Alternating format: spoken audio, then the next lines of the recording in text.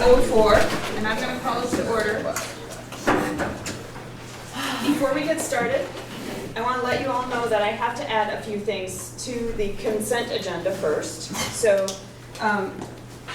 in item E where it says accept resignation, we're going to change that to with an S and add the additional resignation letter you received in an email after the agenda went out for Jenna Avi. So that one's going to be added there. Then we're going to add item G, which is to authorize the board chair and the superintendent to sign the documents needed to accept the IDFB grant funds. Then, under board management and governance, we're going to add, after the discussion around implicit bias training, we're going to add an action item. And I typically don't add action items at this stage in the game, but this is an action item that affects only us. It's not an outside decision. It's about our board retreat agenda. We need some clarity. So we need to have a little discussion and then some direction in order to finish some work on the agenda. So those will be added. So those are the additions tonight. Chris is our minute taker. At this time, is there any public comment? I might take this minute to introduce a person who's currently a member of the public, but in a matter of a few days will be a member of our staff. Floyd Davison is our new business manager. He's here tonight. Nice to see you. You all saw, I sent out a little something about Floyd, and I don't know if you have anything to add, Floyd, or? Oh gosh, no. It's daunting enough just to think about what's in front of me. I'm excited to be part of this team, certainly. I hope you will help me as much as you can. How about that? Absolutely. Welcome. Thank you. Chris, do you have? I'm sorry, I just don't know who the gentleman on the end is there in the black t-shirt. Yes. Christopher Ross with the Addison Independent. All right, thank you. John, sorry, Yes. I have a new computer and I can't remember the Wi-Fi. Is it MAUSD guest and then go Eagle? I think there were some problems with that one, and I think they ended up on another network. Talk to Steve. ANS, that, yeah, or the wireless. Wireless. The double bubble. Double bubble. All one word. Okay, All one word. Lloyd. thank you. Sorry. That's right. Okay.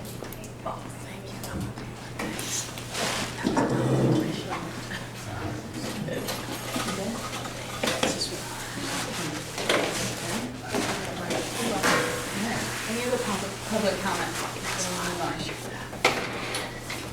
All right. Okay. Our first order of action is to accept the consent agenda, and remember I have those two additions to it, so if someone would make a motion. I move we accept the consent agenda. All right. Is there a second? Second?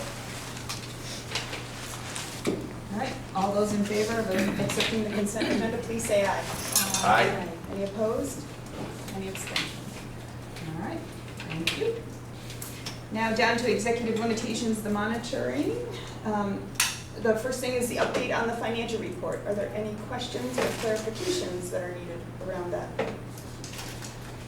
I can give you an update to the update, which is as of yesterday, just confirmed with Cheryl, assuming some other things, which we'll talk about in a minute, we're projecting a fund balance for this year of $476,000, which is still a soft number, but it gets a little more firm as we get closer to the end. Okay. The end is the end of this month.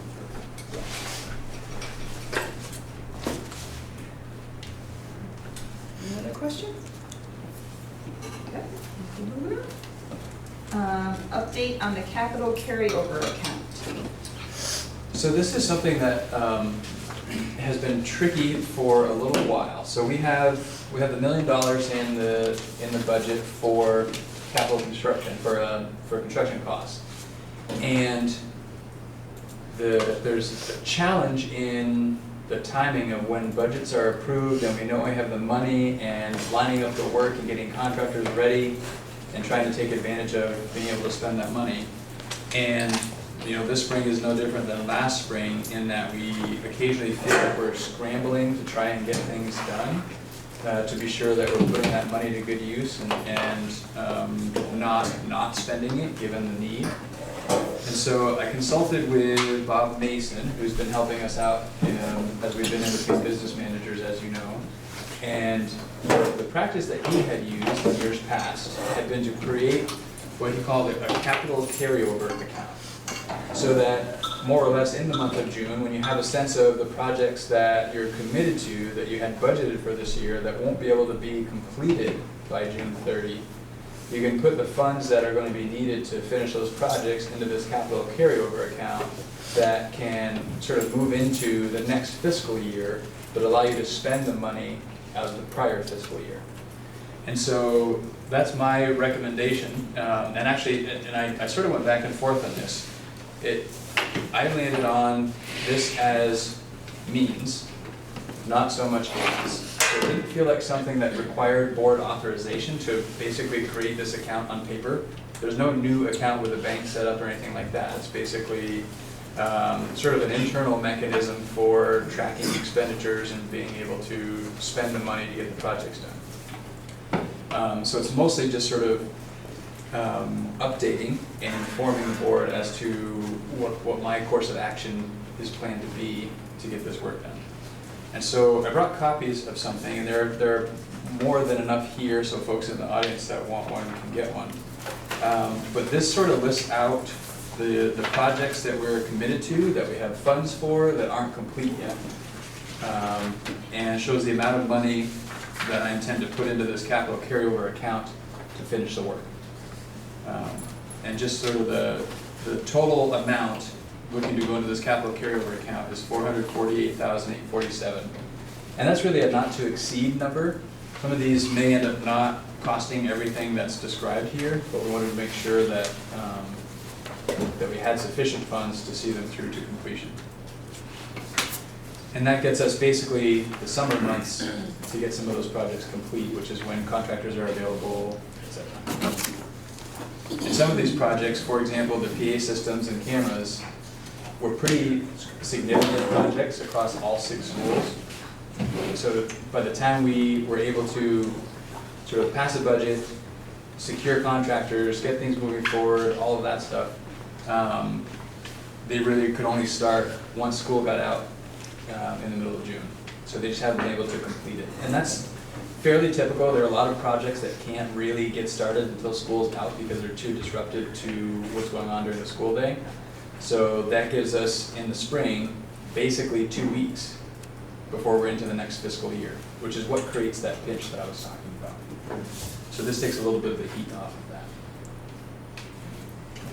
Good. How does this 448, so my understanding is this would be spent in the next year, but would count towards the current year. Correct. And so this number is pretty close to the number that we have as excess. Mm-hmm. So does this come out of that number? Does it, No. if this was all spent as it went in this year, would that leave us with only 50,000 or so? No, so that 476 assumes this 448 gets spent. Okay. So if we didn't spend this 448, we're closer to 900,000 Okay. instead of 448. So that was one question, and the only other question was, just curious, on the PA systems and cameras, does any of that fall into like security spending that might, did we get any grant money for like some of We that did. security work? We had sort of there was different security work happening at each building, and I don't know that every building got security money, but in total, as a district, we got about 75 grand in security money. Okay. And for some of our schools, the PA systems were listed on that, for that work. And so a portion of the security funds would help to pay for that. Cool. And this 139 is the balance. So they've done some work and we've paid them for the work they've done so far. This is the work that we expect can't be completed before the end of June, and that would need to carry over into July. I don't think the security camera and PA system work is going to extend beyond July, but it will extend beyond June, and this will cover that. Kevin? What was his rationalization? Because our TAC last meeting was that we had to spend it or lose it, if you will. And then, so what's his TAC as to enable him to set up this account? So it's really a matter of what his experience has been as a school business manager. And being in this position in the past, feeling like we're really rushing to try and get some important stuff done, and we may not do it as well as we wish we could, or we run out of the funds and then we're mid-project and we have these agreements with people. So this was a way that he's had success in the past to make sure that we get the work done and use the money that's budgeted to get it done and have it come out of the fiscal year that it was But he must intended. follow underneath certain accounting rules and all that kind of stuff, right? Absolutely, yeah. So this wouldn't be a violation of any of those accounting rules. It's a new practice for us, which is why I think it's important for the board to know that we're going to be employing this new practice as advised by an experienced business manager. And I know I'm excited, I'm pretty sure Joel's excited about being able to do these projects in a less rushed, more thorough way, and be sure that we can see them through. Krista, did you? Yeah, I was just wondering, is this amount coming out of the $1 million? Yes. Okay, so and we will still have then a balance in that from last year? Correct. Okay. Otherwise, what happens is, so this work just won't happen by the end of June. Right. But we're committed to doing this work. And so if we weren't able to do this, this accounting, then our current 476 becomes more like 900,000, and already half of the $1 million for next year would go to bringing these projects to completion. And we know we have this big locker room expense that we're trying to, basically trying to save some money from next year's budget to add to our capital reserve and the following year's budget to try and tackle that project. So. Anyone else have questions? Krista? I read something that after 10 years, the state is going to start looking at helping schools pay for projects. Is that correct? I have not heard that. I know that it was discussed this legislative session to bring the school construction aid back, but it didn't really get past the discussion stage. Caleb may be able to add a little more to that. But Yeah, there was a bill, I was a co-sponsor on it. It would have, because the funds were suspended in 2007, so it's actually been over 10 years. And so at this point, that bill is moving, looks like it will be moving, I think it was H209. Don't quote me on that.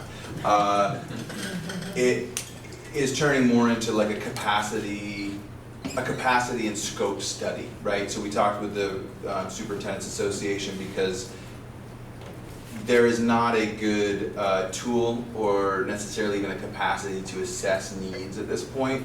And so I think, number one, because it would be difficult to put the 30, what was there before is a 30% state match, basically for qualified expenses. You probably experienced it with Moncton maybe at some point, but it was, if that were to come back, there is not the infrastructure, the human infrastructure, the personnel at the Agency of Education as there used to be. There used to be a whole kind of school buildings wing within the agency that once that funding went away, those people aren't there. So the conversation's happening. It seems like it's a pretty relatively uphill. It will need to go through the Capital Committee, Capital Institutions and Buildings Committee, and I think they are pretty skeptical, to be honest. But the way it's moving right now is kind of in concert with the BSA, kind of looking at what would a tool look like that would be basically a statewide building assessment tool. So that's where it stands right now.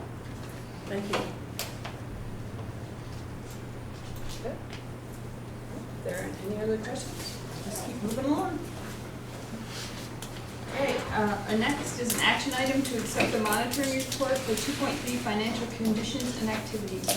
Someone care to make that motion? Andrew. Is there a second? Krista. Any discussion? I'll send around, there was an attachment that wasn't included because it was still being kind of updated. And that is the capital improvement plan. So I'm sending around a hard copy of that capital improvement plan. And again, there are additional copies there for distribution to the audience. And Joel's here to try and answer any questions that may come about from that portion of the report.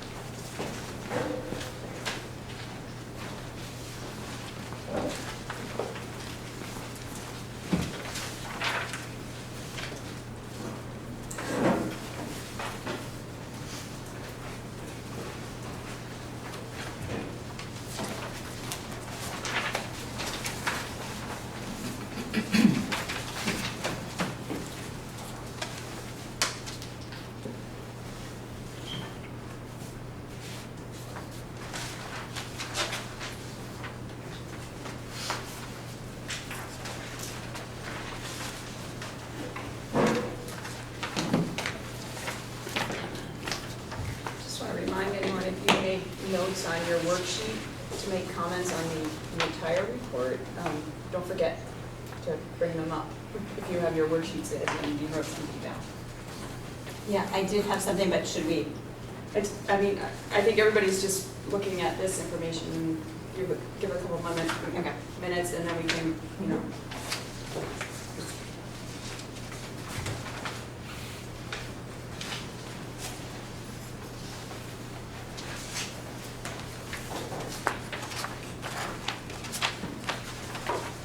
Patrick, is everything earlier than 18 assumed to be completed? Yes. So in terms of what's upcoming, you start at 19? Correct. And so some of the 19 work would have been completed, and others are some of those projects that are in process that you saw. Okay.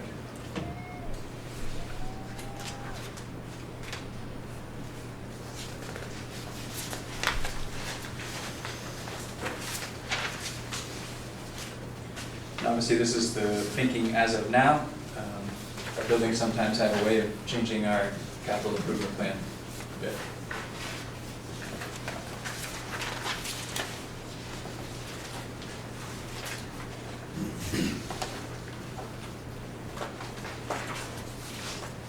So this is really a 3-year projection then?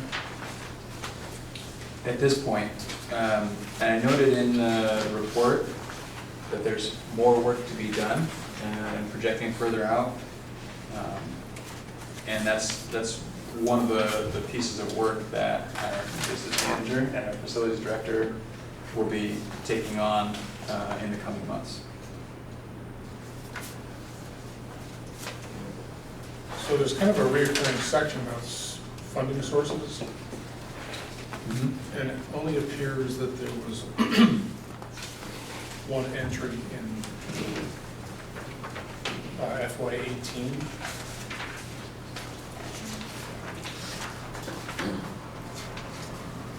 Yes, and that's part of, again, really trying to get to a place where we're fully utilizing this plan, or even, I don't know that I'm wedded that this is the best format in the world we could be using.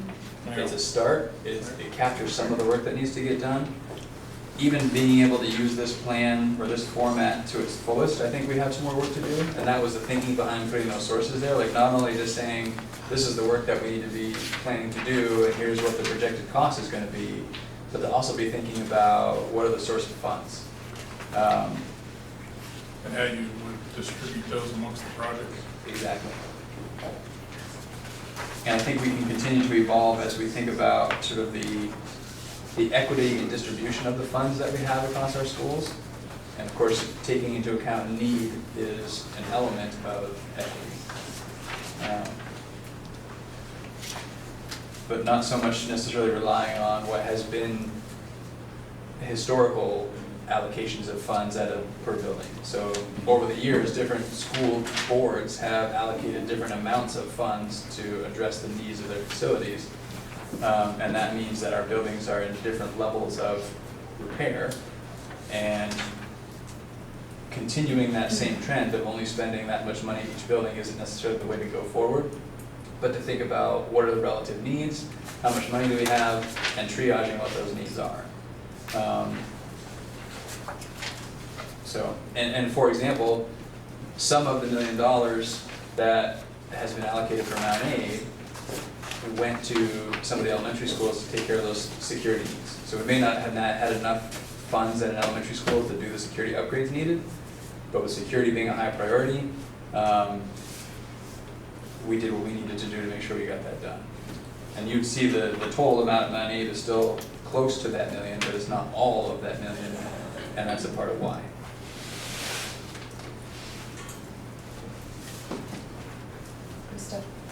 Do we have some baseline assumptions built in here that we want each school to meet or expectations? So I'm thinking of accessibility beyond what ADA requires, which is a pretty low bar, and older buildings, but do we have like every school will have curb cuts, every school will have automatic door openers? Do we have any kind of framework around, and it might not even be just ADA, but also maybe efficiency or environmental? What's sort of overlaying this plan? You know, we don't, and that's something that we've talked about, that's an important step to take. So what is it really we're trying to achieve? Right now, frankly, some of what we're trying to do is ensure that we have safe, clean, properly functioning buildings. And that's been consuming the time and the energy we have right now. But I think that idea of having a little bit of more of a sort of vision for what we're trying to achieve for our schools is important. And that vision could be inclusive of most of those things that you just talked about. And depending on whom you speak with, there are passionate voices about efficiency, and passionate voices about accessibility, and passionate voices about air quality, and sort of the list goes on. So trying to create a vision that accounts for some of that, but also gives a little bit of direction on what we're trying to achieve, because when everything's a priority, nothing's a priority, right? So that's, I think, that's the walk we have to walk here pretty soon, as we think about what we're working toward as we do this. Do you see that as something that could be contemplated next year or in 5 years, or? Well, it can't take 5 years to arrive at some of that. I think that's, for me, that's part of working this plan, is having that bigger vision, so that we can then see what is it we're trying to achieve, how does our improvement plan connect to what it is we're saying we're trying to achieve, and what's it going to cost to get there. So there's work to do. And I assume dovetailing that in is utilization. So. Right. You know, Which is another conversation that it's a that's down the separate road, sort yeah. of category, but in a facility planning mode, that would be a big topic as well. Yeah, and in some ways, you know, this is sort of the capital improvement plan, but I think there's also a facilities master planning process, which is much more involved than this. It certainly brings in elements of this, but takes into account utilization and some larger concepts, broader concepts than just what's broken and needs fixing. Right.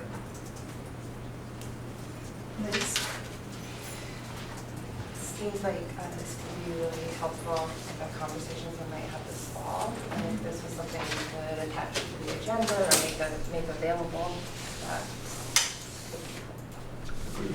And I would say this is helpful perhaps as a starting point. There's a much deeper level of information that I think we'll probably want to have as we're thinking about those conversations in the fall. I don't think Is there any design inside this building? No, I think that's just a backup. Yes. I think, Okay. is there any, we had that presentation about energy performance contracting, which just personally I thought was interesting, right? And it seemed like, hey, maybe somebody would pay for some improvements and we could just pay based on the savings, which is, you know. Is that something that, and I know there's just so much in just trying to have a clean, functioning, everyday building that is more front of mind, but I'm just curious whether you have an opinion at this point of whether that type of option is something you can imagine being able to dovetail with a future bond thing, or something that would maybe help to mean that we're borrowing a lower number because there's some performance contracting. But it's just kind of, not that we have to hit on that here, but it was something that seems to relate to this capital improvement plan. Sure. And I just, you know, it's sometimes hard to know how practical exploring an option like that might feel to you, or, Yeah. you know. I think it absolutely is something we need to explore in the context of the larger picture of what are we doing with our facilities. For me, the concern right away in going that direction is, as I've come to understand it, there's an amount of money that we would need to bond for to really get that project going. I think that was true in Virgins. So my concern right now is to go for a bond specifically for energy efficiency, even if the savings pays for itself. The political ramifications of going for a bond now and then hopefully sometime soon going for a bond again in the bigger picture would not be to our advantage. But pursuing something like that performance contracting within the scope of a larger picture renovation or renovations or wherever we go, I think absolutely is worth exploring. Especially if you're doing a $30 million bond and you're gonna get $40 million worth of work, because 10 million of it's gonna be under the performance contracting, that's something that seems sellable to voters as a win. Absolutely. And I think, you know, in terms of sellable, energy efficiency is sellable. Like that's, people are interested in that and it makes good sense, it's environmentally friendly, that gets a group of people interested. So if there's a way to weave that into a construction project or a bond and have some of that paid for, I think it makes sense to give that real consideration.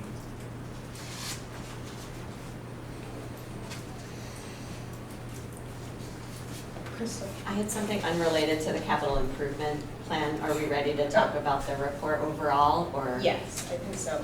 Okay, and I don't know where this fits, but in the evidence is the budget analysis or the PowerPoint that you prepared for us, Patrick. And Yep. I just want to, I'm wondering how we can capture and improve on the feedback we got at our annual meeting and where that should live. And I think, I know that the timeline is really crunched, but if there's a way for the board to weigh in on what that presentation will look like or ensure that we're all on the same page with what's being shared, I think that would be really helpful. So. Yeah, I think that's a good point. I think, I mean, as we build the next budget and we're thinking about communicating that budget out, I think that's the time to really think about what did we hear, what kind of information are people interested in, how can we put it out in a format that satisfies the interest of folks in a way that makes sense. Because I don't think any of us are too interested in unpacking many lines that people can't make sense of. So how do we give the detail in a way that people can make sense of it, knowing that it's complicated as we've been shifting structures and the account codes are changing and the apples to apples comparison's hard. From my perspective, it doesn't fit here because to me that's a communication piece, not so much a financial jeopardy or non-financial jeopardy, which is more in line with what I think this policy is about. Am I, as superintendent, allowing the district to be in jeopardy financially or not, and what evidence do I have? So I guess that's just my take on that. But I think that we'll soon be in the place to think about that feedback and how we make changes. Yeah, I think, and I wasn't sure how this fit for what, the reason you just said. My only thinking is that we may have lost some support because of our lack of preparedness at that meeting. That could impact, it was a really close budget. So,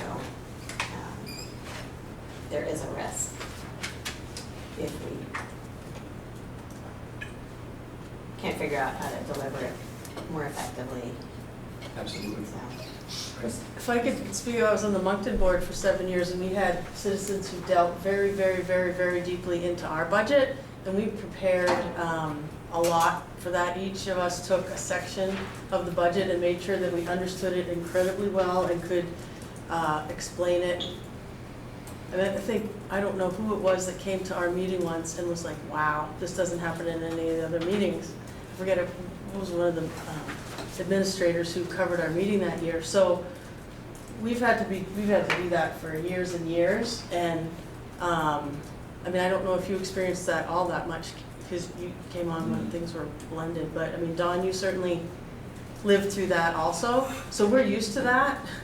We're used to owning some of the budget and being ready to explain it, like pages of it or sections of it as board members.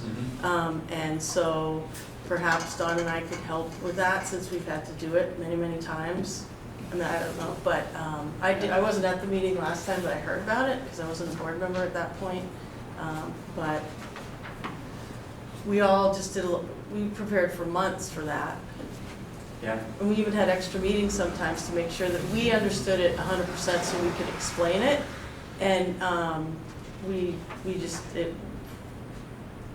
was a bit onerous, but that's what people wanted and that's what we gave them, so. Yeah, I think that kind of preparation would be really valuable, and I do think that one difference, at least having come from Starksboro to this board, is that in Starksboro we were still voting the school budget on the floor prior to unification, and maybe this is the same way too, but we had the entire school budget printed in our town report. And so if people had a question, they would be in that 20 pages of the document or whatever it was, and they could say, hey, on page so-and-so, and it gave you that opportunity as a board member to say, oh, I'm really gonna spend some time with those 20, 30 pages, whatever they were. I think one of the factors we had this year is that what we had as a budget report was, there's no question, it was a higher level look at a bigger budget. And I think so I guess my only thing I want to clarify is that in order to do that work, we would need to start with a lower down view, because I think that what was kind of in the report was not the nature of the criticism we had at the annual meeting or how well we knew the report. It was how fine detail does the report even go. And so just as a point of clarification, I think that we would need that resource even to familiarize ourselves with it to that degree that Kristen's talking about. And we used to get that, and again, the Moncton budget was much smaller, but. Yeah. And that's just the challenge, is the logistics of, I guess there's a combination of challenges, none of which can't be overcome. But instead of 20 pages or so, it's 60 some pages. It's 1,200 lines of information that don't necessarily track year to year. So just printing it out as you've seen it in years past in local boards isn't the same as if we just printed it out this last year. So it takes some thinking on how do we, like even from the finance team and myself, how do we give the same level of detail in a way that people can? Like we need to make it apples to apples for people to wrap their head around it, because there's a story behind each of those 1,200 lines as to why it's not trackable year to year. So we would have to do some work on the back end to make prior years similar to the new account code structures, so that even as a board, you can begin to wrap your head around those 1,200 lines and see what's happening over the course of time. And then there were a lot of footnotes for that, explaining in particular some of the big changes that might draw attention, and sort of explaining why there were those big changes. And I think that's what we probably need to strive to get to. Yeah, and I think there's a way to do it. Yeah, I think it would be great. It wouldn't feel right to go back with the same kind of presentation and ask for support. I mean, we got some very clear feedback that we need to give more information. And what I heard loud and clear was, give us more credit. We can digest more information.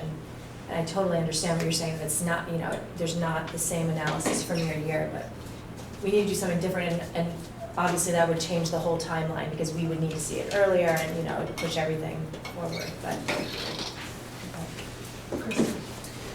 And I wonder if, similar to how there are a couple of us focusing on community engagement and then informing the whole board, not that I want to form another committee, but even a task force or a group of folks, because I think then there could be more ongoing regular conversation, and there could be just, a few of us who are really versed in the nuance and can come back and educate the whole. That might make it a little easier than trying to tackle that at a full board meeting. It's just an idea. I appreciate this discussion, but I think we're a little centered in the budget instead of the monitoring report, so I want to kind of bring us back around to the monitoring report. But I think there's time as we progress through, get through the retreat and start planning our year, that we can start to address things a little differently. I think everybody is open to a different approach, and that's important that we recognize that part.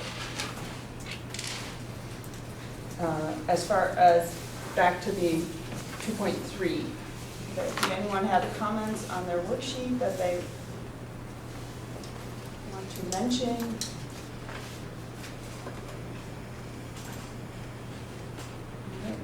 So I'm just going to do our little thumb poll here. Based on the information provided, does the board find that the superintendent interpretation is reasonable?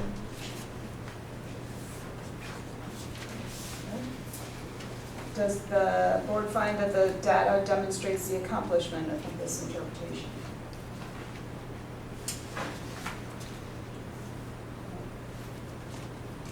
All right. So all those in favor of accepting the monitoring report for 2.3 financial containment activities, please say aye. Aye. Any opposed? Any abstentions? Down to board management and governance, update from the community council. I don't know if everyone noticed, but there was some information added to a link in the agenda, so. And I did make a few hard copies that I can share with anybody who's interested that's a visitor, and then if you don't have a laptop and would like, anyone on the board want a hard copy version instead of the electronic?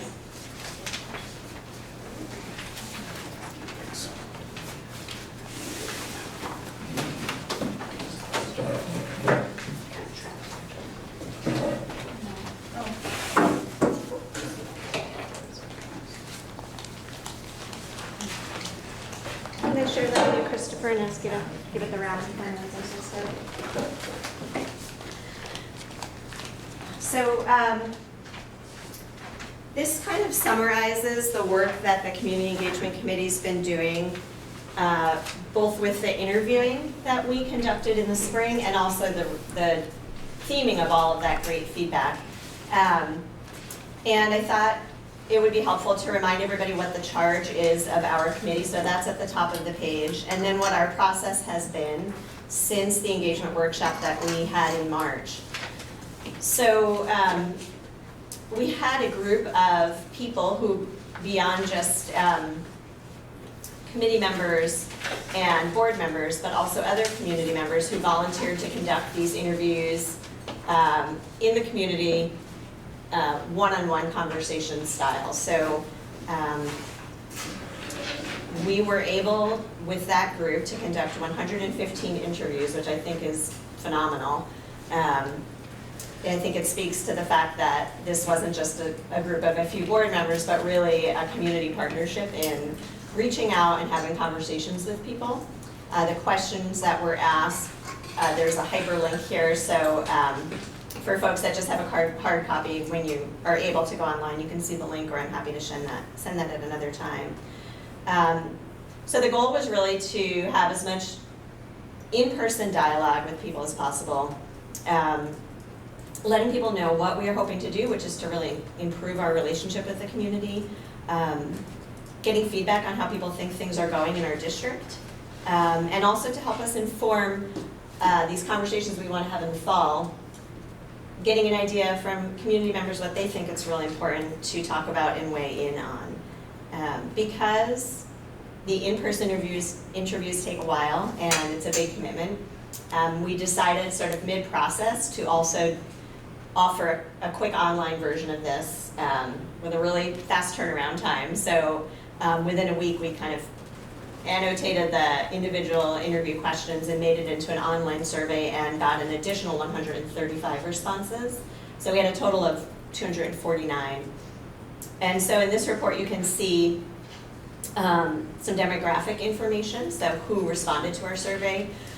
We also asked a few other demographic questions beyond the representative group and the town people were residents of. These are the two pieces that I included here. We did not collect economic data. It's sort of a tricky thing to figure out how best to collect, especially in an in-person interview. But we recognize and think this is really important for our community to figure out a way to capture that diversity as well. A couple things to note about the groups that we talked with, especially the student group. So you'll see that only 4 students responded to the online survey, but we conducted 15 interviews with students in person. So I think as we talk about the importance of student voice, it's really useful to note how best to engage students, and it's not necessarily in an online survey. It's in conversations with them. Once we had all of this great data, then we had to do something with it, and so I think working with our community engagement facilitator, Sue McCormick, has been tremendously helpful. She has a lot of experience in looking at data like this, which is mostly qualitative, and figuring out how to make sense of it. And so she and I and 2 other community members who were part of the 5-Town Community Forum got together and spent about 4 hours, and we went through each question and individually looked at themes and then sort of shared what we thought the themes were to see if we were all on the same page. So it was a pretty intensive and I think pretty robust process. And so that is where this summary comes from. So you can see the questions, and in the results, they're not necessarily rank ordered in terms of how often we saw a theme, but we definitely included themes that were mentioned more than once, and were mentioned numerous times, and that we all agreed needed to be included in the summary. So there's lots of things people feel pretty positive about. Of note in particular, there's a lot of pride in our elementary schools. Many people noted specifically Beaman and Lincoln and Bristol and Moncton and Robinson, less so with Mount Aid. So I think that's really something to think about as we think about that sort of school-community connection and the town-school community connection. Also a lot of praise for our teachers and our staff and the strength of our 5-town community. And then you can see the themes of concern and these different positive notes and concerns kind of carry through lots of different questions.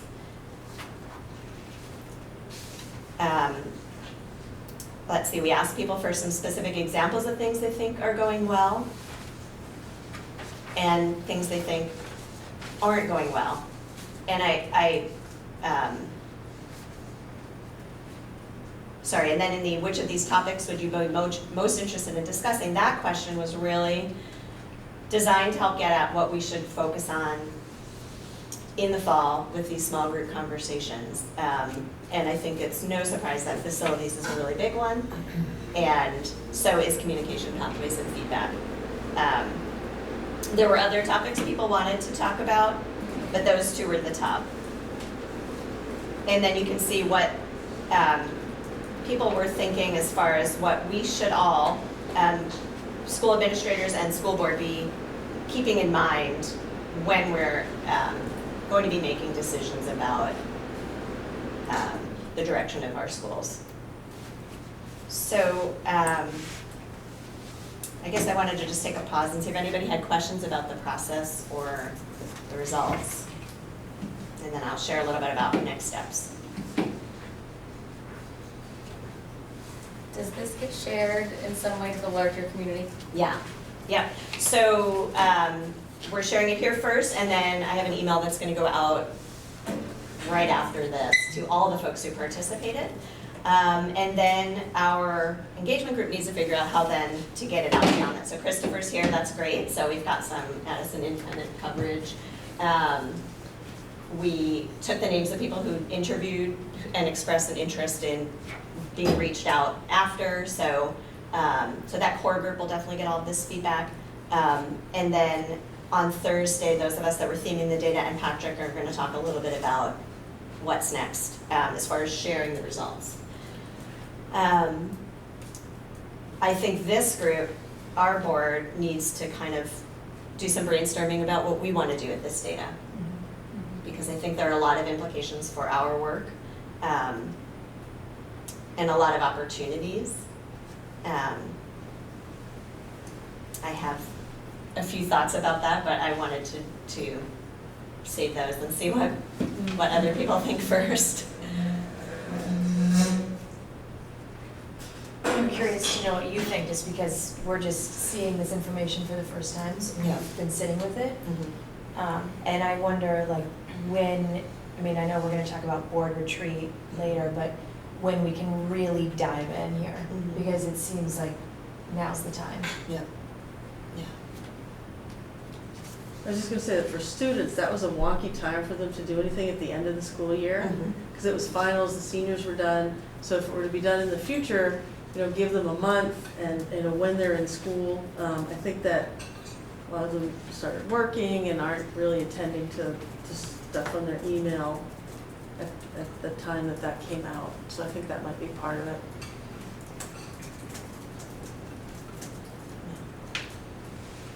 Is this phase totally over? Which phase? This, like, that, now that this data so far has been collected, were you looking for still more interviews or things like that, or do you want to take what we got and then transition to the next piece? I mean, I think for this particular effort, yeah, we're kind of moving to the next phase, but I think that this should be our work on a fairly regular basis. So. It was a good format, if it be in person versus Yeah. the online. Yeah, and I don't think it can happen without the support that we got, from, again, not just those few board members.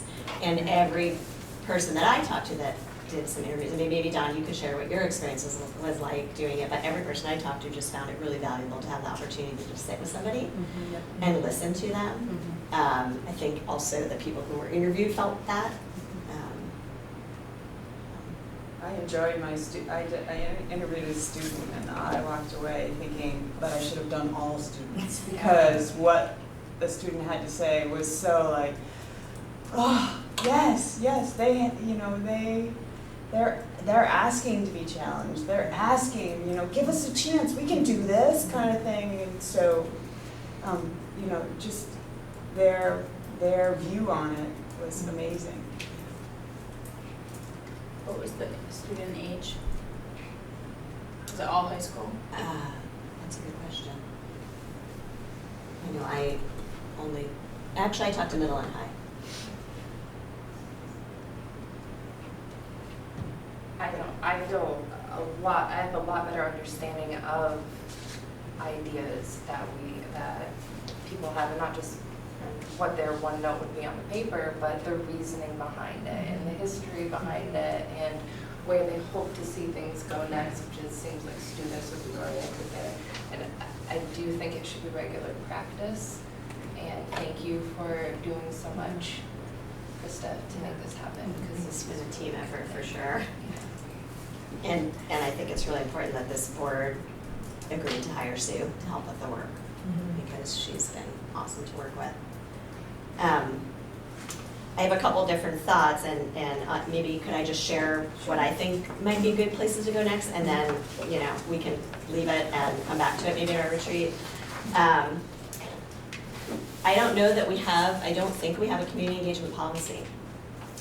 And I think we should have one. I think this board should contemplate having a, written commitment to this that isn't just a committee that can wax and wane, but that we have some measurable way to look back. And maybe I'm wrong, Don, but I don't think I know that it's kind of in what our responsibilities are, but maybe we need to look more closely at it.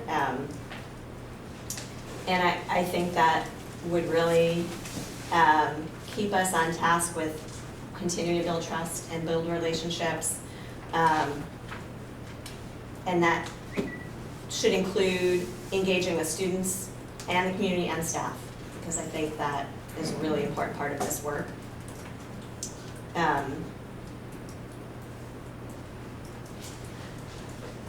I'd also like to ask us to consider looking at our executive limitations policies and if they're robust enough, or if they need a closer look at how we gather community, staff, and student voice, and evaluate if that's being included in decision-making.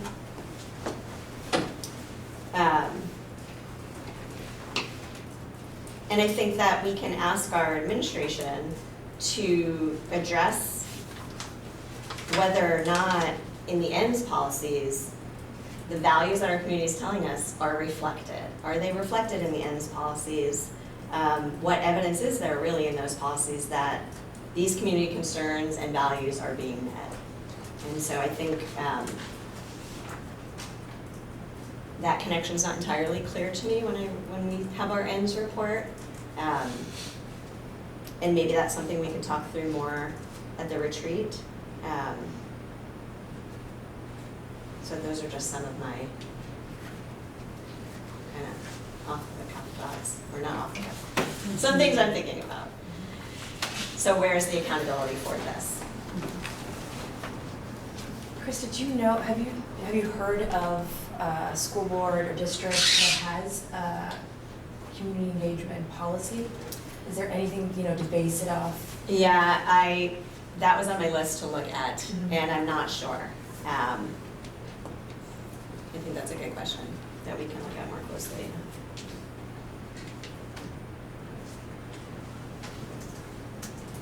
Any other questions for Krista? Just want to thank you for all your work, because it's very valuable and gives us a lot to think about. It's important, so thank you. Yeah, thank you. Next is a legislative update from VSBA. I think something just came in the last day or so. I haven't had a chance to read it yet, but I think You're right. VSBA sent something out either yesterday or today. The days are blending together. Oh.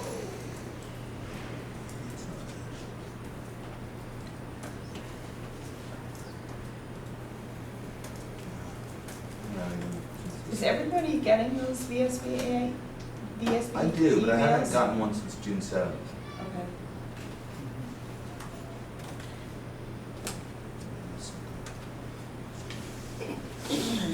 Yeah, neither have I.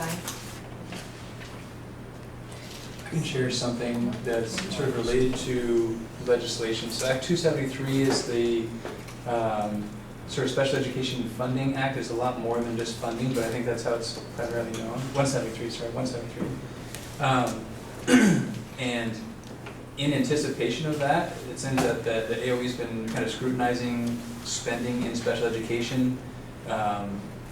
And there's talk right now, it's hard to know exactly where it will go, but there's talk right now of disallowing special education costs that have historically been allowed expenses.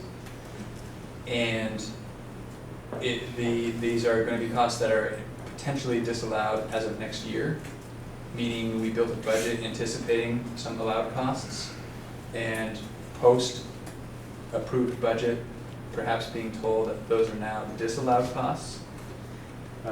We have some work to do to really kind of zero in on if this is something that is going to happen. There's some talk of possible delay, so there's some things in the works right now. But if this happens, trying to calculate what the potential impact is to the district. Right now, sort of back of the napkin could exceed $200,000. So I'll keep you updated on where that goes, and just know that we'll be navigating that pretty tricky situation. So they've at least given you the topics, right? They have described the kinds of costs that have historically been allowed and that are anticipated being disallowed as early as next week. Right, so you can at least analyze your exposure, even if you don't know for sure whether it's gonna happen. Exactly. And that's the work that I think districts are doing now, is analyzing the exposure Yeah. to understand the impact and then trying to figure out how to mitigate the impact. But a surprise $250,000 expense is not exciting, if that's where it lands.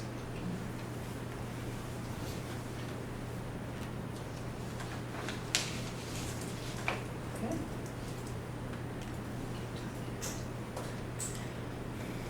All right, the next item is a discussion around ends.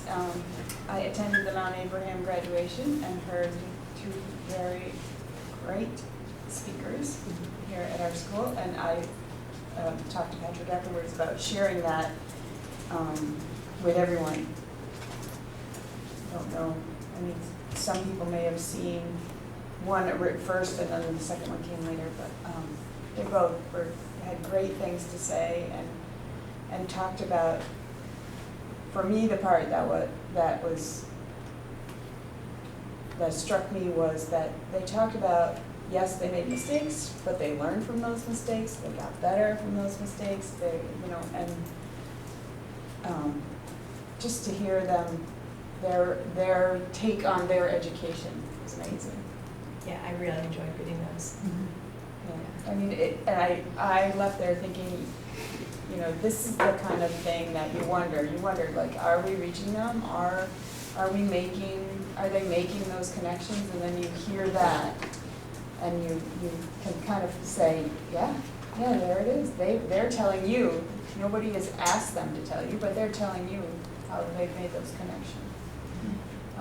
This year, I also made it a point to make the rounds at the 6th grade promotion ceremonies. And so I made all the 6th grade promotion ceremonies, and I was moved by those as well.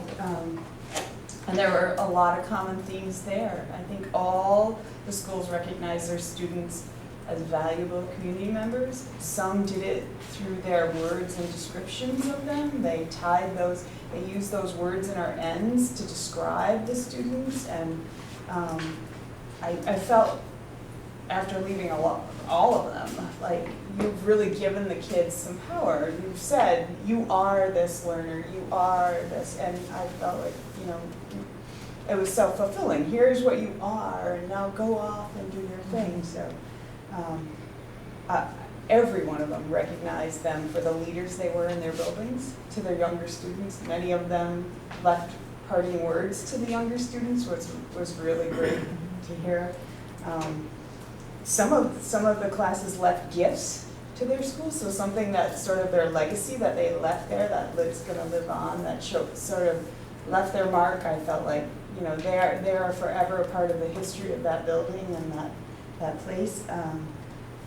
And some students, and not a lot, just the ones, I think that, they were brave and they recognized their growth and they talked about it in their own words, which was really powerful to hear a 6th grader stand up there who, you could tell was really nervous, but they were there talking about how they had made changes and moved on, and just the staff recognizing, the effect that the group had on their building and how they talked about their students.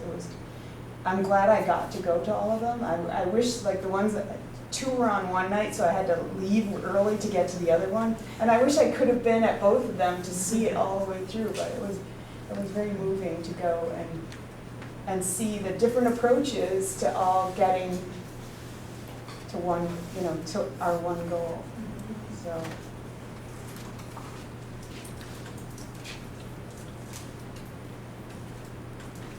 If anyone else had any thoughts, I didn't mean to be the only voice, but. Kristen. At Moncton, the seniors did a hall walk, and for the other kids, and then they wrote sort of words of wisdom or whatever for the kids. And so I know that they've been doing that in a lot of places. To make graduation a shiny thing for the kids to be motivated, maybe a little more, wow, look at that, not all the kids are exposed to older brothers or sisters or cousins or that sort of thing. But it was good for both. And I think 19 of the Moncton kids showed up, and I think they'd had 32 in their class or so. And some were out of state, and some were not there, but that's a big amount of kids that wanted to go back at 8 o'clock on a Friday morning, the first day after they were done with school. And so it was really, it's good for both. And I think if you see it online, or that's happening more, and how to, again, like you said, foster those relationships, and maybe even more mentoring stuff between older kids and younger kids somehow. And I don't know, but that was really neat to see that they were all like, the older kids got, I think, as much out of it as the younger kids, in a way. Just on graduation theme, not as recent memory, but so I graduated from Mount Abe 20 years ago, and for the last 20 years I've had this keychain that was made as part of the first senior project. I was showing it to Sarah the other day. Fred Danforth made it for all of us, and they say first senior project. So it was kind of like the start of personalized learning a little bit, Mount Abe, way back in the day. And so I just thought I'd mention that our valedictorian of my class was Anais Mitchell. And 20 years to the day, okay, so the thing to mention is that Anais did that senior project, and she did songwriting. And she wrote a valedictory address that was a song, and it was one of like the first songs she ever wrote. And 20 years later, she just won all the Tonys for like best musical, best show, best score, and it was just cool because there's a real, it was like almost 20 years to the day. I was thinking about when I heard the cheers go up in the Mount Abe field. I was a couple blocks away actually doing some move-in to my father-in-law that day, but I like heard the screaming. And it just really reminded me of that, and just that there is this kind of, you know, I'm proud of my friend and fellow graduate, but also, I don't know, it just felt like, yeah, that's kind of related to what's happening in the school. That was kind of a way that I remember a classmate kind of finding their path within our, and that there's a lot of continuity there. So anyway, all the really recent stuff is more exciting, but that was just something that I was really thinking about around graduation this year, having been 20 years, and with our valedictorian having a certain amount of acclaim at the moment. Right, and then I spoke to a recent graduate. She's graduated this year, and she's working the nurse stand at Summit Soccer, and she wants to be on Broadway. Yeah. And I said, have you met Anais? You know, and she's like, not yet, but I really want to. She's very excited and proud, so that was cool. And the Lincoln graduation was so sweet. All the kids are expected to stand up and say something about their experience. And these kids, I mean, they were all brave, and they all, you know, wrote it with, in collaboration with teachers, and it was very moving to see their bravery, and they were very proud of their town and their school and their community. So, I mean, I know it's hard to get to the elementary promotions if you don't have something, but as board members, you got the notice that you can always attend. I really would encourage you to just go and see a Mount Abe graduation and experience it, because I said to Patrick and Katrina when I started, this is the best thing about being on the school board. This day right here, when you get to hear it in their words, what they think. So Cool. all right, I'll keep moving on because we're getting cooked in here. Yeah. The next is a discussion around implicit bias training, and I think that it's here because we asked for some more information about what that means, and so I don't know, Patrick, if you have a little more information, or have you gathered some? No, I mean, I think the source that was included in the agenda packet is from the Kirwan Institute. They came, it wasn't this past school year, but I think the prior school year, to the VSA, VCSEA, VSBA joint meeting, and I forget if it was fall or spring, and did some work around implicit bias with the folks that were there. So I've seen those folks and their work. It's good work, and I thought it would be a good resource to help explain what implicit bias is. That was more or less the question that I think was raised. And the question that needs answering is that, is training in that area something that we are going to move forward with or not? And then if yes, I think we'll build that into the retreat agenda and get somebody to come and provide that training. Sarah, this is for us, has the, like, teacher, faculty, staff all had this as well, or? Some schools yes, and other schools no. Okay. I just had it at CBU on Tuesday. Was it valuable? Yes, but it was long. Krista? Yeah, I was gonna ask what Sarah asked because I feel like, we have a lot of work to do around diversity and inclusion and equity in our district. And I think it would be great if the board had some implicit bias training, but I think that this should be one thing that is part of a whole commitment to this work for everyone in the district. There's implicit bias training around race, around gender, around disability. In looking at what other school districts offer in Vermont, there are some school districts that have a diversity and inclusion committee. There are some districts that have an officer for whom that's responsible. Not that we should top down this, and I think that our students have a great level of activism and are demanding these conversations happening from the ground up, but I feel like they need our support, and it doesn't fit necessarily just in student support services or just in social emotional learning. And it's great to do a training, but you know, I just, there's so much that students are experiencing now around different issues that I think it would help all of us to have the language with which to navigate those, to help teach the kids and support them. Our schools should be safe emotionally and not just physically. I'm not sure that we can say that's entirely true for everybody who's different. So I would really encourage this board to think about and look at models that exist in other districts. It's big work, and I don't think it should be the job of one person, but I think it needs the support, the overarching support to ensure that it happens. I mean, it's, yeah. Sarah? The biggest thing I got from it was a lot of terminology and just how to navigate word choices and understand what was being implied by things. And it also is informing our next steps at school, so the training wasn't like the end. But I think as a board, it would probably put us on the same page with, if it was district-wide, that we would all have the same word bank, I guess. And then if the district's moving, like the steps the district's making, then we're kind of not behind, we're with.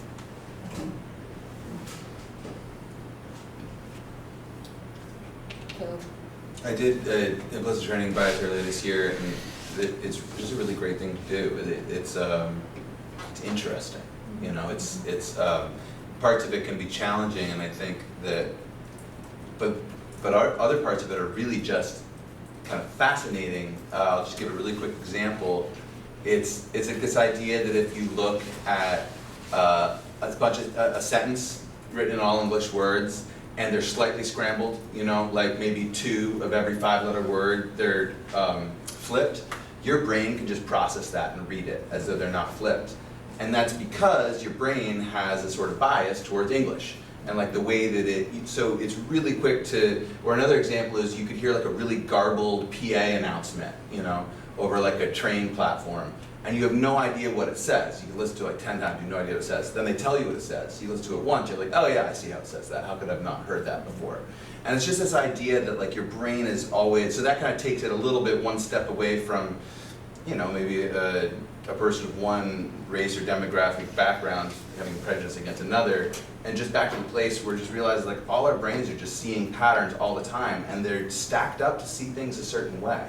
And just like, so to me, like that's kind of high level what implicit bias training is, just sort of like this aha thing where you can say, okay, yeah, I see how that can apply to things that are really emotional and things that are less emotional, but it's just like a way of learning that my brain's not a blank slate, you know? It's like if I feed something into it, it's got its own equation it wants to work, and it's got its own product it wants to put out, kind of by the very nature of it. So, I don't know, I think it would be great for every single person in the world to do implicit bias training. And sometimes I think people think it's going to be really challenging, and it can be, but there's like it's not that it's, I'd say, way more interesting than it is uncomfortable, you know. It can lead you to some uncomfortable questions, but. Andrew? I was wondering, is there anyone out there who does implicit bias training with a very specific focus on school boards and policies, and thinking like institutionalized racism or discrimination, and how we could, one, understand what the concept is first, but two, then how to look through the work that we do as a board to see if that is a factor, or how to think moving forward about that. I don't know if anyone gets that niche-y about it, but. I'm not familiar with somebody who specializes in implicit bias and the work at the board level, but there are a number of people involved in this work. Rebecca Haslam is the name of someone that comes to mind, and there are others. And I think anyone who's involved in this work, in particular in schools and has done training in schools, can be thinking about how to tailor a training to a school board, given the school board's role and influence. A good trainer is a good trainer, and they can do that tailoring. So I think it's imperative that we as a board do this, if for nothing else, but it's glaringly obvious that we're all white, and I think we need to be kind of aware of that fact and not shy away from that, but also, in some way getting this to the teacher level. There was one interview that I did, and I want to be really conscious of in no way that they could be identified, because it was someone underrepresented, and it was a jolt to hear their perception of already at the elementary level being treated differently by teachers or by staff, and that they're looking to even move out of our district. And so I think, it's imperative for us to do it, but if we can in some way do it district-wide, I don't know what that involves or the costs and things like that, but I think that teachers and staff definitely also need to have some sort of training around it, if possible. I think I have an idea where this is leaning, and the next item would allow us to take some action and give direction, because I think as we're planning this agenda in the next thing I think it's helpful if we as a board give the direction and own it from our end rather than it coming, say, from the administration. I think if we're gonna do the work that we should, make it in a motion where we're owning it. So, if you're all set, we'll just move to our next added item, which is to take action on the retreat agenda. So I would entertain a motion around that, to include that training. And also the other piece of information that we need a little clarity on is there was talk about having a discussion around facilities, but that could be a very broad discussion. And so if the board had, our thoughts, Patrick and I, as we looked at it, was if the board had some direction to give, if we're gonna talk about facilities, how about, get my notes, how about, maybe directing the administration, Patrick, to come forward with, some ideas to discuss at our retreat, have a discussion about what our school district, our facilities look like with no change, what our facilities, stays, but we use all our buildings a different way, or what if we use the fewest possible buildings as a way to start having that conversation and in a more direct way. And if we get into that conversation at the retreat and find we need to branch out more, but at least as a starting point, to give some direction about, can you bring us 3 ideas that represent this, this, and this, and training for this. for the implicit bias. So, how long is the implicit bias training? I don't know that there's a set length of time. It could be days. Right. But we're trying It to could get be it hours. into the board retreat in which Exactly. we also want to talk about timeline of budget, community engagement priorities. I don't know, those are just two that come to mind. There's a That- long That list. becomes the Yes. challenge, right? Right. And some of it is, you know, to go really in-depth in implicit bias is days. Like there are trainings that are multiple days specifically around implicit bias. I don't think that's what the board is looking for at this point.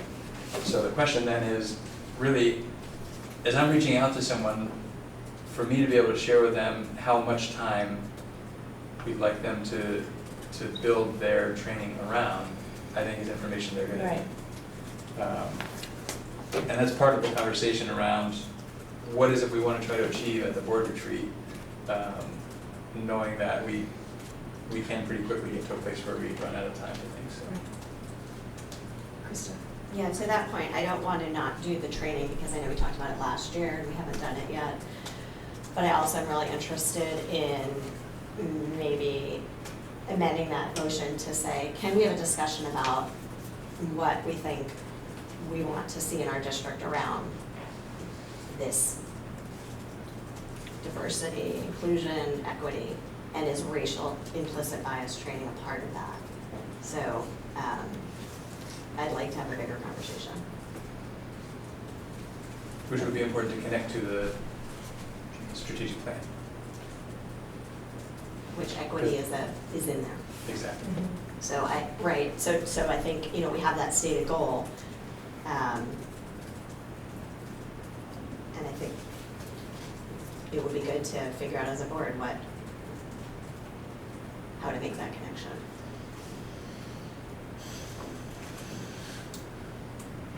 Do we have a draft agenda? A list of That's topics. what we're There's a list trying of to topics. figure out. Well, there's, So I can share what Don and I have brainstormed as a potential list of topics for the agenda. And some of this comes from conversations we've had. So school choice, I think, is a topic that comes up from time to time, and there are different people have different philosophies about what school choice could or should look like now that we're a unified district. We have an article of agreement that states something about school choice. That was drafted by a totally different group of people as they anticipated what it would be like to be a merged district. Now we are, as a different group of people. Maybe worth a conversation talking about, do we want school choice to stay as it is within our district? Or is there interest in a change? A small thing around leave requests. There have been a number of discretionary leave requests that have come through. I think some have been as little as half day or a quarter day or something like that, leave requests that have required board action because of sort of how that authority is delegated or not. Is that something the board wants to continue to take action on or delegate to me? I think there's an interesting conversation to have. More training or discussion around policy governance. That is something that we've sort of sprinkled in here and there and has been, I think, at least in the time that I've been here, that has been at each retreat. There's been training and et cetera around that that's been well received. I think absolutely some community engagement work is important, which I think ties to some of the facilities information or thoughts that Don shared earlier. I think we need to figure out what we're doing with community councils. That's been something we've sort of talked around a lot, and there's questions that continue to surface around, is it happening, is it not happening, what are they gonna look like? I think it'd be important for the board to land somewhere with that and move forward and then adjust if needed. And implicit bias training, and perhaps an opportunity to invite some administrators for lunch that are new to us and new to the board to have a face-to-face and get to meet them. Sounds good. Sounds long. 3 days. But then there was a discussion about facilities too, and I didn't hear that one. Yeah. I connected that to the community engagement, because I think it's pretty directly related to the work there. And some of it's sort of the what and the how, like what do we want to talk about regarding facilities, which is kind of along the lines of what Don was talking about. And then how, maybe the process through the community engagement committee, and how do we do that in a way that's really engaging and useful and leads to some decisions at some point in time. Could we, are any of the things you mentioned standalone things that we could have like an extra board meeting or like just to tackle that topic in length outside of the retreat? Lead request is easily something that could be elsewhere. Yeah. And I don't think that has to be super lengthy, although sometimes things can become lengthy. School choice. I think one of the agenda items, Sorry. one of the agenda items might be just how we organize our work for the rest of the year. You know, in that fashion, you know, That do would be we, on there, right? Right, that typically, that's when we look at our work plan. yeah, so do we want to start tackling a big topic at a separate meeting each month or every other month or something? And some of it depends on how much time we want to devote to these, right? So it's a tricky thing because we can try to project how much time it will take to do any one of these in the depth that we'd like to. Or we can say, this is how much time we want to devote to a topic, and we build the agenda and the structures within that, given that time. I think the facilities, community engagement, community council, they're sort of all, I think, interrelated. So to me, that's probably hours for that piece. And thankfully we have hours, like we have multiple hours, which is the beauty of a retreat, to really kind of dig into some of the bigger picture visioning kind of work, which is the ideal. School choice may fit into that, you know, as we're thinking about our facilities and how we use them or don't use them. School choice may become something that is connected to that. But it could also be a standalone. That school choice will take some time to digest because it has implications. Patrick, It may be tricky to fit that into a regular board meeting. when you're talking about school choice, you're talking about inter-district school choice, not the lottery system that people Right, not high enter school to- choice that we currently have. Elementary choice. We're talking about, and so it connects to waivers that you've seen. So we've had a number of times, parents with different Yep. circumstances have requested that their child either not go to the school that they're living in the town where they live, or, you know, and they've all been different circumstances.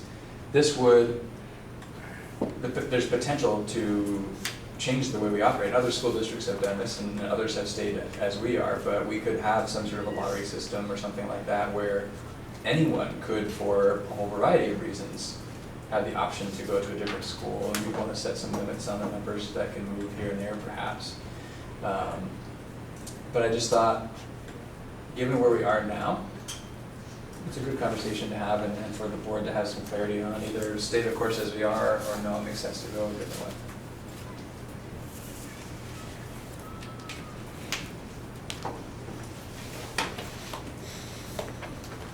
Implicit bias training, you know, depending on how much time the board's interested in devoting to implicit bias training. If it's an hour, that could be something we schedule into one of the fall meetings before we get sort of deep into budget. Or we could devote an hour. It's hard for me to imagine more than an hour, given everything else we've just talked about that could potentially be in the retreat, and I think that's kind of where the rub comes.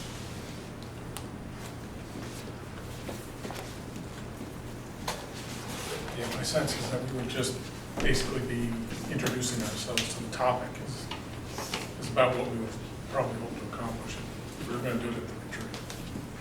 I don't think we would necessarily embark on a big training. Yeah.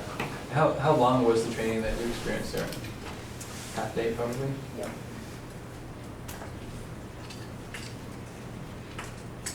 One room.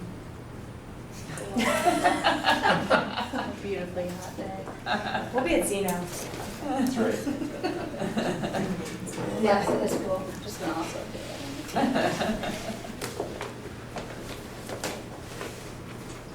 Well, it might be enough to have that introduction to then think about the work plan for the year, and then we might put in something more elaborate. Can I, if I shared what other boards are doing around the bigger topic, could I share that at the retreat as well, along with implicit racial bias? Sure.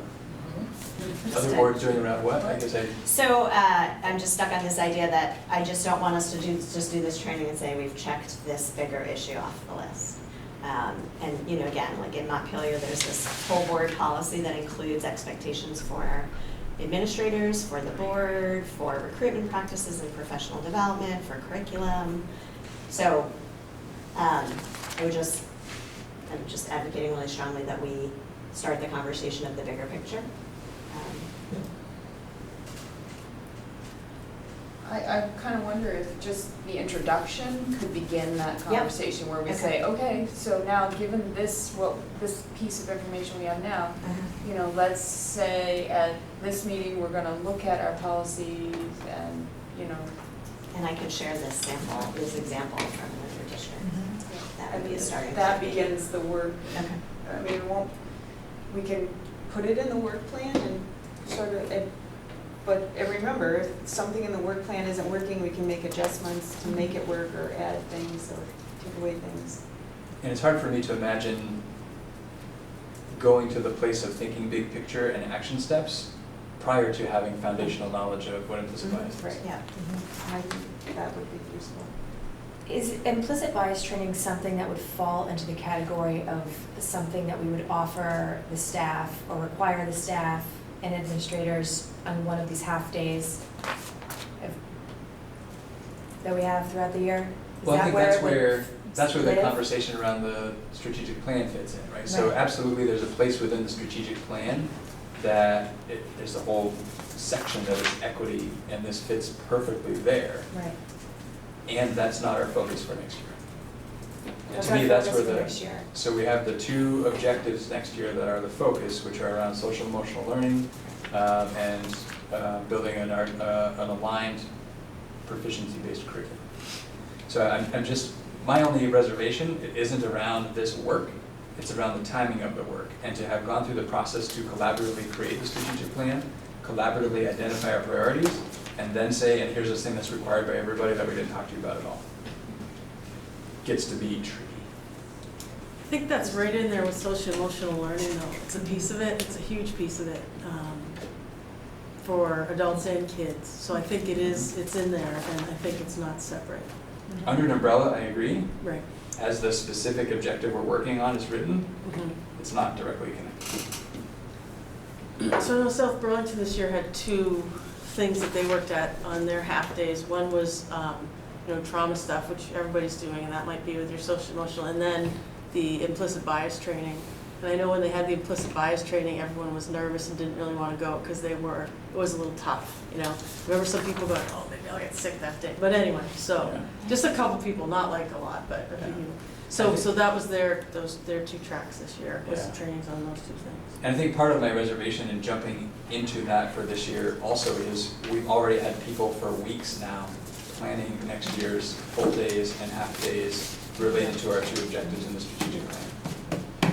And so again, that's the whole idea with the strategic plan, is that we're not just doing everything all the time as something comes into view, but that we're really strategic about what it is we're doing. And I think the oversight committee is going to be receiving reports from these implementation teams about the work that's happening and what's the direction we need to go. So to me, there's a role there as well in recognizing our needs under the equity goal.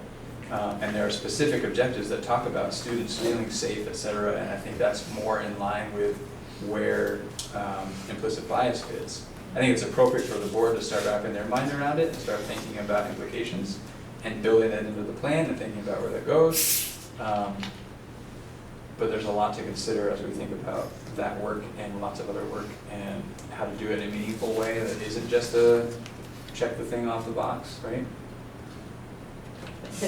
It seems like the value of at least having some sort of policies that then we will regularly be checking in, right? So maybe in that checking in, you say, this is on doc for 2020, or this is, you know, so even if it isn't next year, it's a commitment, which is really important, that everybody knows, and then we have a way to regularly see if we've made any progress. You know, and I just also would say, in the meantime, I think people are doing amazing work, trying to meet kids where they are with whatever they bring to the table. So that's happening, and kids are educating other kids, and there's just awesome stuff happening. So this just sort of supports that. I was just curious, you know, does the SBA maybe facilitate trainings like this sometimes, or is this something we can That'll be part of my request? question. I'll reach out to Nicole, and she can help with some of these other items as well. And if she doesn't already have folks that she has in mind, that would be great. Then we can explore some others. Or maybe I'm just wondering, maybe they would have a training event sometime we could go to the way they, Oh, I see, the way yeah. they do. Like maybe, like if there's not room in it for our schedule, I just wonder if it might be worth looking into whether there's something we might attend, you know, and so that's, you know, not everybody can do it to start with. I don't know. It was a big push not too long ago. That's why I don't know if there's going to be continued events, because it was just a focus for them, if they're sort of onto a different focus. But nevertheless, I can reach out and see if there are alternative ways to get that training.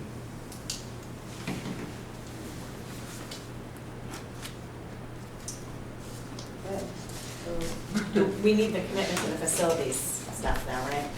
Yeah, I mean, I think if you want to have a meaningful conversation, we have to give some direct, like, you know, bring us 3 scenarios or 3 pictures to look at. Bring us a picture of everything, no change, everything stays the same. Bring us a picture of, you know, use the buildings in whatever way you can, and then bring us a picture of what it looks like using the fewest buildings. And then once we have that, begin to have that conversation, we'll be able to, we'll know, yeah, this isn't, we gotta think of differently, this isn't cutting it, kind of thing. But we can't just grab stuff out of the air, you know, without anything to go on to start, we gotta start somewhere. So, a motion sort of to direct Patrick to bring us that information, and put that in our agenda for the retreat, would be the best place to start. And my thinking is sort of like, at some point, we need to conduct a pretty in-depth feasibility study of whatever idea it is we may want to pursue. To me, the challenge is, like, we can't conduct a feasibility study on 20 different ideas, right? Like, I don't think we want to spend that kind of money with architects and everyone that might be involved to really think through some of these possible scenarios that could be very complicated. So to kind of zero in on what are some ideas we want to really explore, and how do we engage the community in a way either to generate some of those ideas or to react to some ideas that are proposed, or, you know, there are some different approaches, which is where I think the connection with the community engagement committee is important. But ultimately, we land on a few that are worthy of additional study and resources, because it will cost money to do that in-depth work and take time. I think it's just difficult to come up with that off the top of our heads tonight. I think my vision was we would have this conversation at the retreat as a brainstorming session to define the problem that we see in front of us. What types of solutions are a feasible thing to investigate, not just, because yes, Don, I would love to see all those things you just said, you know. Can we look at what Addison Central is starting to look at? I mean, would that be a helpful example? I know they're early in that path, and it has been relatively fraught in some cases, but maybe by the time August rolls around, I don't even know if they've gotten to the point of having specific versions, just that, like 3 different iterations, but you know, they've got 7 schools, we've got 5 or whatever, but it could be interesting to look at one of our neighboring school districts and the road they're starting to go down, just as a sort of, you know, because they are already doing some work on that, and it might help our brainstorm Steve's envisioning. Yeah, I think if we had a couple of things to react to and still the opportunity to brainstorm additional options. I think that's probably what we would bring to the community as well. Here are some things, but to react to, but also what else is there? It provides a starting point so we can have the conversation. The community's given us the permission to have that conversation in this feedback we've gotten. So.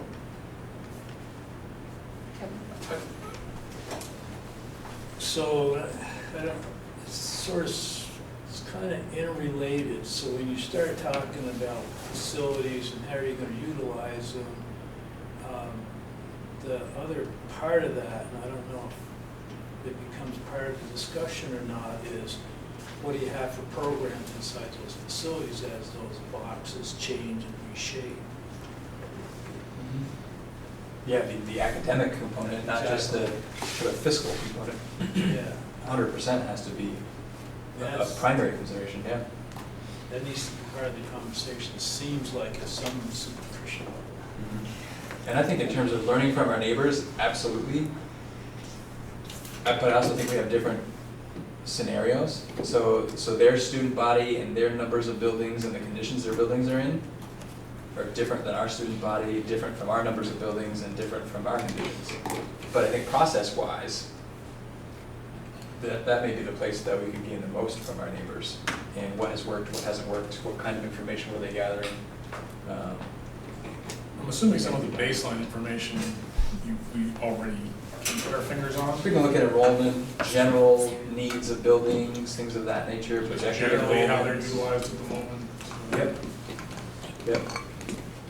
And Bob Basin, who we've been working with, is supporting Addison Central in some of that work. So he's familiar with some of the kinds of information. They're closing in on the phase now where they're gonna probably be engaging with architects to dig more into some of the level of detail they're gonna need.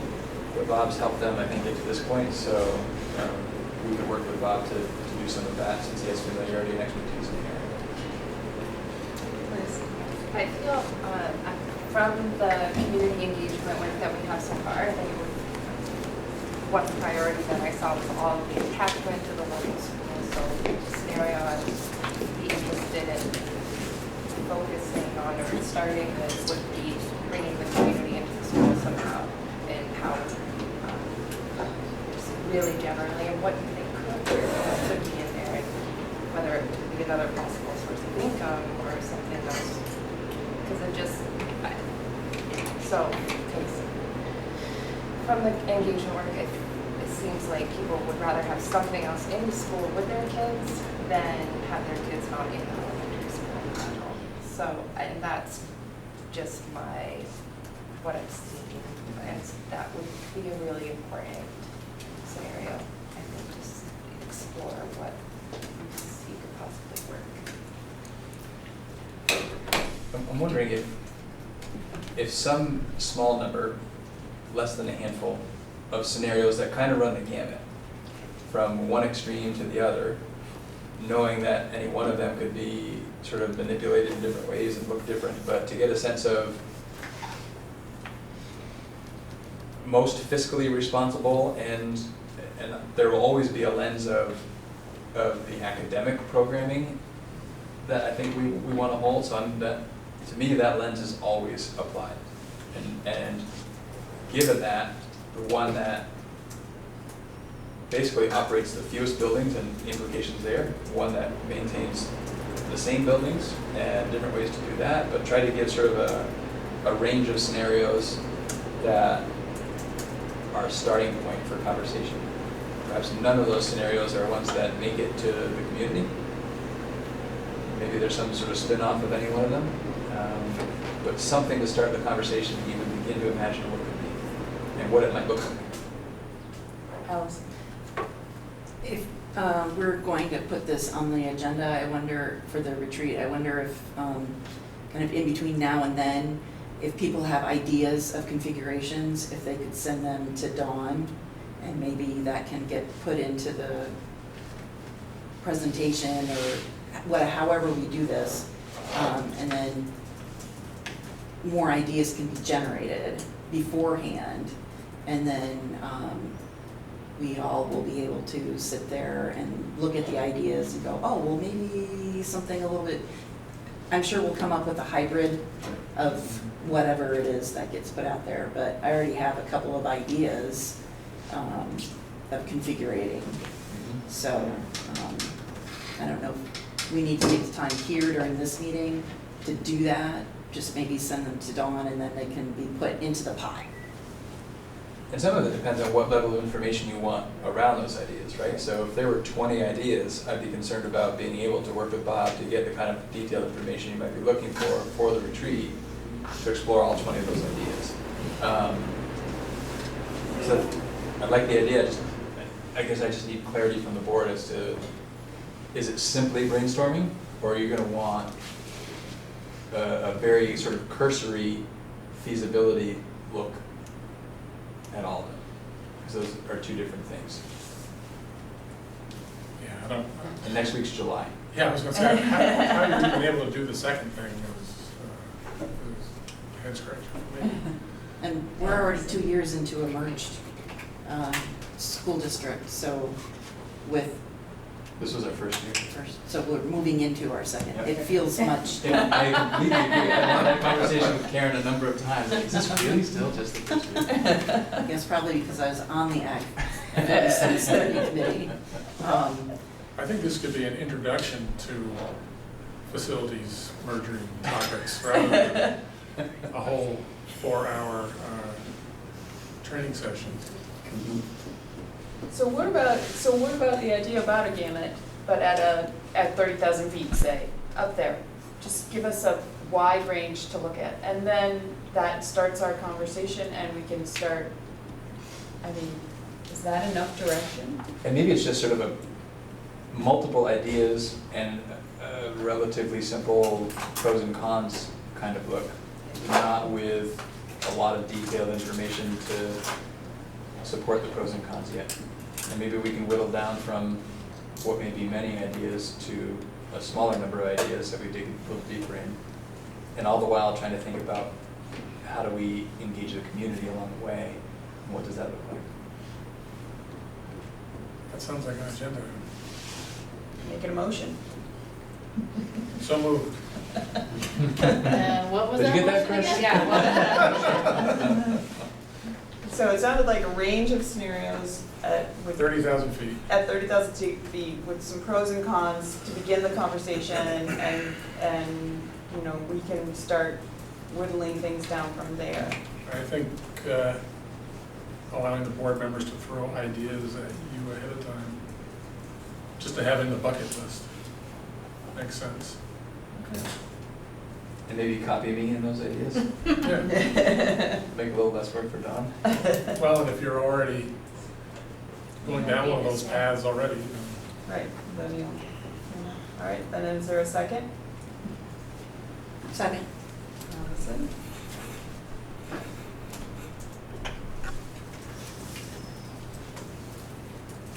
Okay. Any other comments? All right, all those in favor of adding a discussion item around a range of scenarios involving the facilities at 30,000 feet, and send any ideas to Patrick and I, and we'll begin some clarifying work on the agenda. Please say aye. Aye.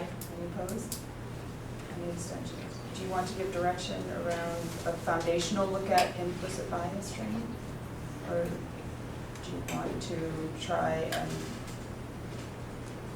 make that be at a special, or at, how do you want to handle that? Please don't make it at a different, please don't make it at a board meeting, either at a retreat or at a night that's like set aside to do that. Or maybe tiny things, but no like major, oh, we've done implicit bias training and now we're gonna go do our regular work.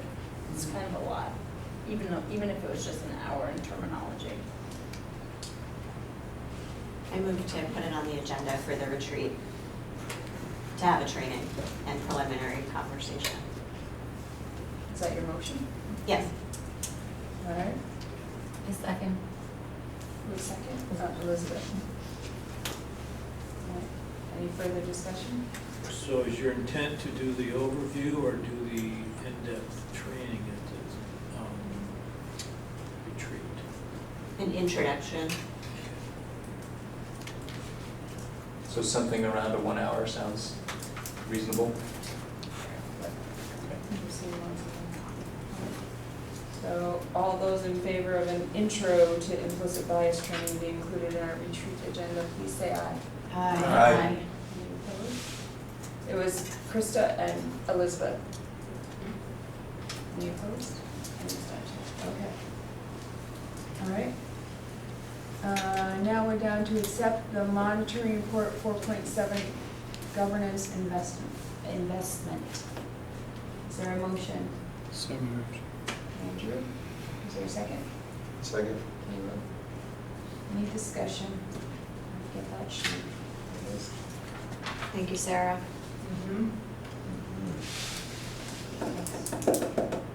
Sorry, I missed. It was Andrew and Caleb.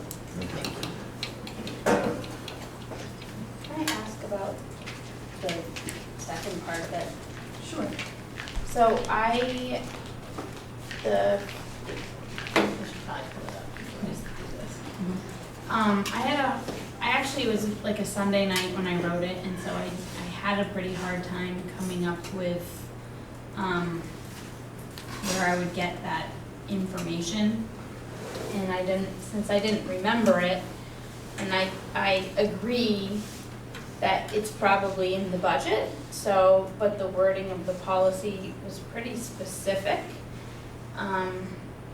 So I don't know, is this, like, when you have something where you report non-compliance, can you go back and fix that, or what do you do to make it so that you don't report non-compliance? So, well, typically if you report noncompliance, then you have to sort of spell out how you're gonna fix that problem. Okay. So, and I didn't get a chance to look at, you had sent me a message for feedback, and I didn't get to look at it till it was in the agenda Yeah. packet, and my feedback was that I felt like we were in compliance because it is included in the budget. We have Susan who's working with the community engagement, that is around board education. To have the VSBA come and work at a retreat, that is included. And when board members go to a training, that it's there. It might not be something we talk about, but when we go to a training and it's paid for, it's because we set money aside in the budget to have this education kind of thing. So, Maybe to rectify it, that it's, like, I was sitting there going, I actually have no idea how much money we have for that or how to get that information right now.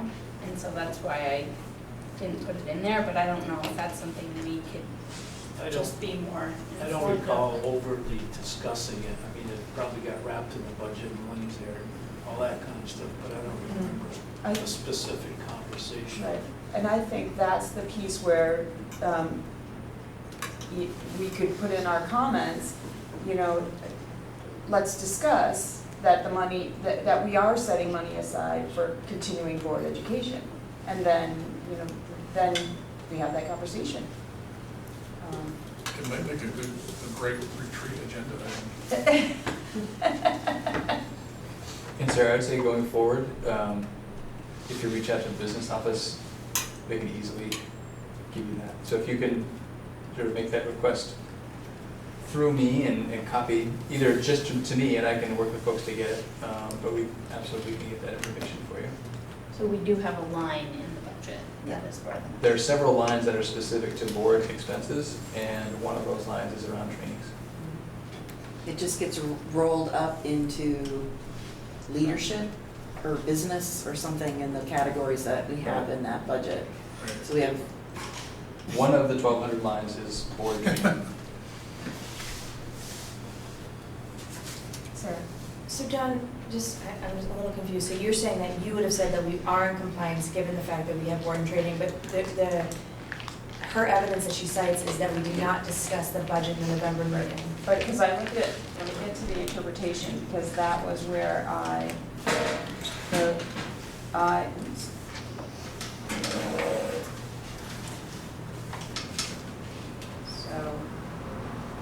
here was, let me read the part that was mine.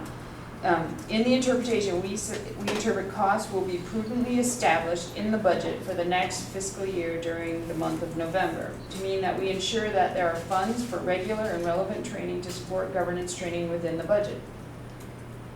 So, having spent my years on the board, I know there is that line. And In November. in November. So if I was writing, then the next thing says, we interpret board member education, third-party monitoring and linking with the community as reasons why we need the funds to operate an effective board. So in my mind, okay, I knew that money was there, Right. but, so then it doesn't really say you have to discuss it, but having the discussion would have brought out the fact that, yeah, the money is there, we have our own line. Right. Well, we had to take a motion in order to pay Susan Right. as well. Right, that was another So we had piece to where vote we on had a that, so discussion that- about that yeah. kind of thing. But we can definitely put that in our comments, and then now we're more aware of it. When we're looking at it again, you know, we're gonna be remembering, oh yeah, now, I know that it's there. This was the first time for And you did it this solo, monitoring right, report. and you did it solo, and you did a great job. And it just points to the conversation again about budget presentation, understanding, or even just amongst board members. How important it is. And Don, you said in the agenda, we do or do not have some policy governance time bookmarked? In today's agenda or the In retreat? the retreat, sorry. That was one of the topics that we could, you know, even if it was just a couple more of those practice scenarios where we actually take a problem, look at our policies, how do we handle it? Just that practice is helpful when an issue comes up, because our policies really are our process about how do you handle something. So when something happens, just starting there first, okay, how do we handle this? Let's go look, is good practice. All right, so can I move on? Any other comment? I put the note in about, let's have a conversation about board training and the money that's set aside in the budget. So on that chart, it'll say that when we look at our monitoring reports. Does the board find that the board's interpretation is reasonable? Does the board find that the data demonstrates accomplishment of this interpretation? So I'm confused now, so if we feel like The interpretation is the interpretation is incorrect at the end because, then what would we No, vote? I, Or the conclusion is incorrect? the data Mhm. would have been, demonstrates accomplishment of that interpretation. Right, but it doesn't, because that does exist, but just because you didn't know, you didn't know. Right, So how do we right. deal with that when Well, you it can doesn't make sense to me that we're voting on it if it's incorrect. Well, you could, because in your Right. comment, you're gonna describe what you need to make it be compliant. And that would be the conversation about the budget and the board, the line item for the board training. When you have a something in non-compliance, it's not horrendous kind of thing, as long as you have a plan on how you're gonna get better. A mistake isn't always a bad thing, if you can learn from it and do something different the next time, and that's really what it is. Okay, so, we weren't in compliance in this view, and so what do we need to do next time to work towards, what's our plan to get in compliance? But these are the views of one board member, and so now we're discussing it. And so I'm just confused as to just what we're doing. I mean, I've been doing this for a long time, but I've always get confused about this because, So the interpretation is sort of set, because we've Right. agreed on that prior, in past years, we've agreed that this is the Right. interpretation. right, So the data is now, the data that provided, the data that Sarah had didn't show her that we were in compliance, so she reported non-compliance, which is which is fine. And we can say, yep, we agree with Sarah, the data that she used didn't accomplish this interpretation, okay? No. What do we have to do next time? We need to see the data or discuss the data before the report's written, and then we'll have proof that, yes, it's there. Allison.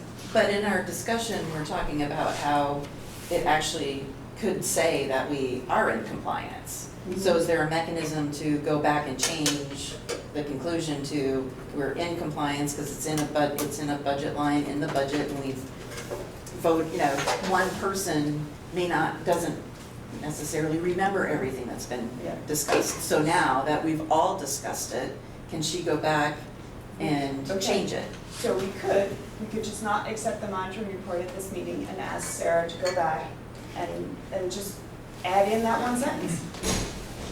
I would move that we do that, and that we add a note about discussing it in November as a plan. plan. Okay, so we'll just stop where that is. So then the question is, what you're saying is that you're not going to accept the monitoring report. So, yes. With full support. This is a good example of how to manipulate this for other issues. Which means you want to vote no on the current. Right. If that's your intention, then you vote no on this motion, and then we'll ask Sarah to add in that sentence and bring it back. It's happened before. I've done it before. It happens. You make the change and you bring it back. Mistakes are not a bad thing. I mean, think about that presentation last month when Gabe was up there saying kids learn from their mistakes, and it's okay to make a mistake, kind of thing. So, all right. So, all those in favor of accepting the monitoring report for 4.7, governance and investment, please say aye. All those opposed, please say nay. Nay. Any abstentions? Okay. So, Sarah, I think if you just add that one sentence and cross out that word non, we're good.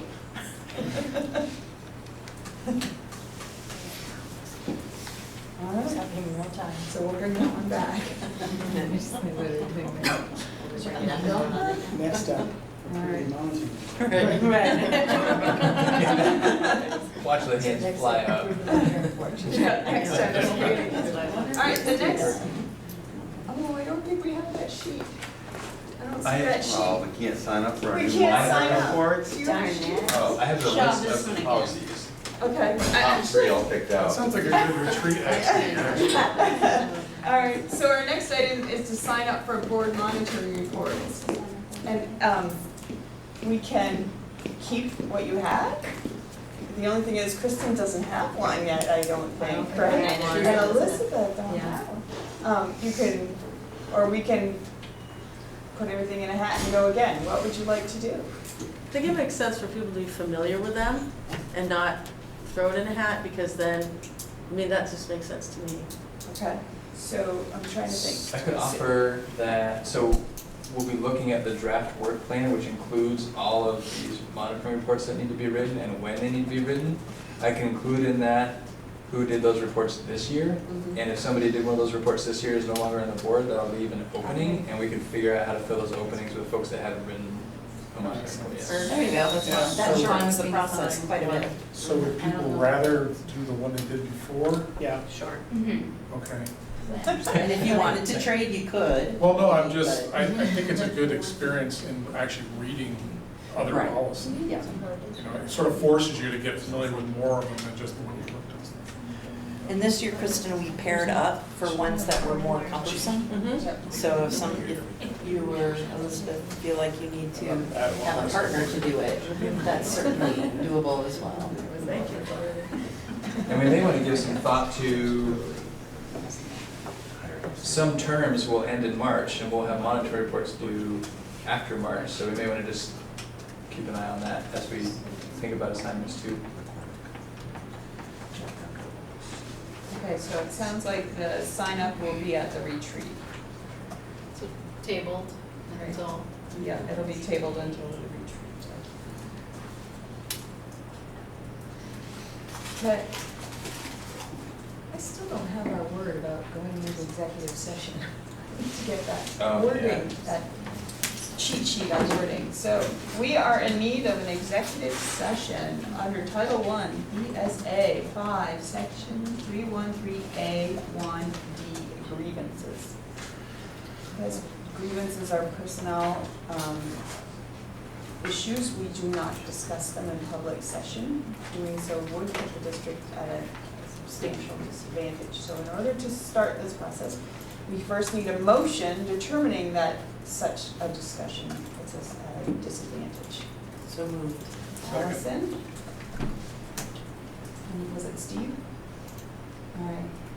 All those in agreement that a public discussion around this particular topic would put the district at a substantial disadvantage, please say aye. Aye. Any opposed? Any abstentions? Okay. So, in order to have this discussion, we need a motion to go into executive session under Title I, BSA 5313A1D, grievances, and invite Patrick and Katrina to join us. So moved. All right, Krista at 8:05. Is there a second? Second. Andrew?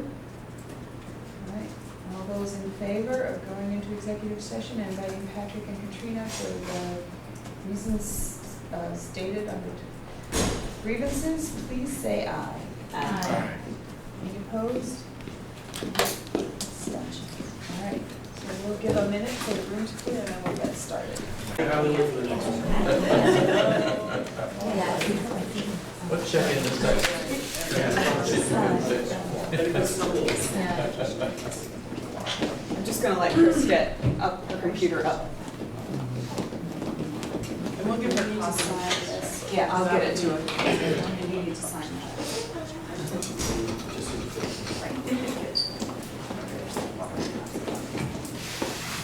Just tell me when you're all set, Chris. Yep. Okay, shoot. Okay. All right, on to our next item. Kristen? I make a motion that the superintendent has satisfied the matter of collaborating to reach a solution as we directed on March 11th. Is there a second? Second. Steve? All right. So I should. Sure. So on March 11th, 2019, a grievance hearing was held by the MAUSD board. Grievances are personnel actions and are exempt from the public portion of our board meetings. The process of working through a grievance is negotiated by the association and the board and is detailed in the collective bargaining agreement. At the March 11th meeting, the board returned to public session of their meeting and made two motions. A motion to deny the grievance and direct board counsel to draft a response, and a motion, quote, to direct the superintendent to collaborate with MAEA to find a solution by March 26, 2019, the next meeting, and prepare to report the solution to the board, unquote. Our intent with these motions was to agree with the superintendent's decision to deny the grievance and to encourage the ongoing collaboration to reach a solution. The board uses their written policies as a guide process to handle matters. The action outlined on the 311 motion that gave specific direction to the superintendent about how to reach a solution stepped outside of our written policies. Our policy outlines the work we have delegated to the superintendent and the work we are responsible for as a board. It was not appropriate for us to direct the superintendent about how to reach the solution. Looking back, we realized this action had the potential to undermine our relationship with the superintendent and our effectiveness to govern. On March 26, 2019, the board entered executive session to receive the evidence of collaboration requested, which we found to be satisfactory. When we returned to public session, we took no action regarding this report in order to respect the confidentiality of the issue. We have since realized that this created a misconception in several matters. The specific direction about the collaboration left the administration and staff feeling the board did not recognize the work in process to reach a solution, and the lack of a statement after the 326 meeting left questions about whether the directive was followed. Neither of these results is acceptable, as we work to build a strong, vibrant school district. As we move forward, our plan for improvement is to continue to work on board education of our policies and what they outline, and improve our communication to our community about those processes. We are adding regular training, education to our work meetings. It is our hope that this ongoing education will improve our work and processes in the future. Any comment? All right, all those in favor of the motion that was made, that the superintendent has satisfied the matter of collaborating to reach the solution as we directed on March 11th, please say aye. Aye. Any opposed? Any abstention? All right. All right. Is there any public comment? Yes. Hi, I'm Tom Larm. I'm a Moncton resident. I'm the former co-president of the MAEA. I just want to reiterate that Patrick never collaborated with the MAEA. So for you to accept the report, I have to say, is disappointing. In my mind, the grievance was over and you made the direction. And direction really wasn't about personnel, it was about practices. And it didn't really involve personnel at all, except as personnel carry out practices. But it was really about practices and how they took place. It seems, certainly the public doesn't have any right to know about personnel decisions, but I believe the public does have certainly some interest in practices that happen in our buildings. And so it's disappointing to know that this report about how this was solved, the public will never know that and how that got solved, or whether it got solved, in what way it got solved. And so that's disappointing also. So as I see the report that was done by the community engagement about the importance of communication at all levels, I would encourage you to, again, I don't expect personnel to be done in public session, but practices that are of concern, it would seem to me the public deserves the right to know what they are. Thank you. Thank you. Any other public comment?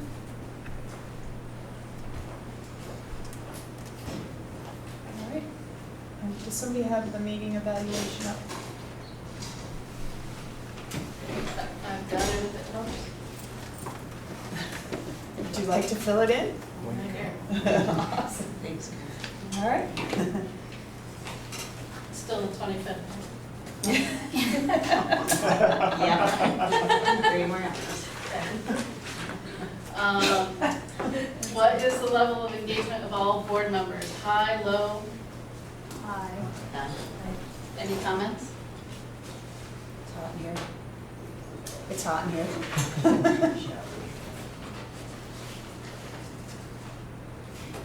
Was the agenda followed, yes or no? Yes. Any comments?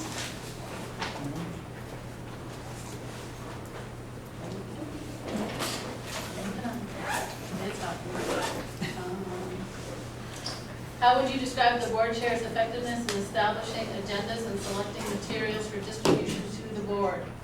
Unsatisfactory, acceptable, good, very good, or no experience or opinion? Very top one. Very good? So everyone agree with that? Yes. Sorry. Okay. Oh, cool. Stars light up. All right. How would you describe the board chair's effectiveness in fostering a professional culture of the board regarding board climate, full participation of all board members, and ongoing board training? Same thing, unsatisfactory, acceptable, good, very good, or doesn't apply? Very good. Very good. Other feedback for the chair? Thank you. Thank you. Thank you. I'm gonna need that for my report later. What went well with the meeting? Done before 9. Community engagement, feedback. Board retreat agenda. Failed the mom and learning report. Appreciation of Sarah. What suggestions do you have for ways to improve future meetings? Besides air conditioning. You said try to avoid executive session.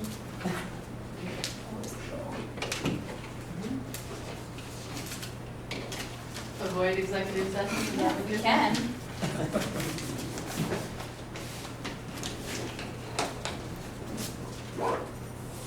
Anything else? Okay, that's a wrap. All right, thank you. Just need a motion to adjourn. Moved. Second. And Andrew, all those in favor of adjourning at 8:54, please say aye.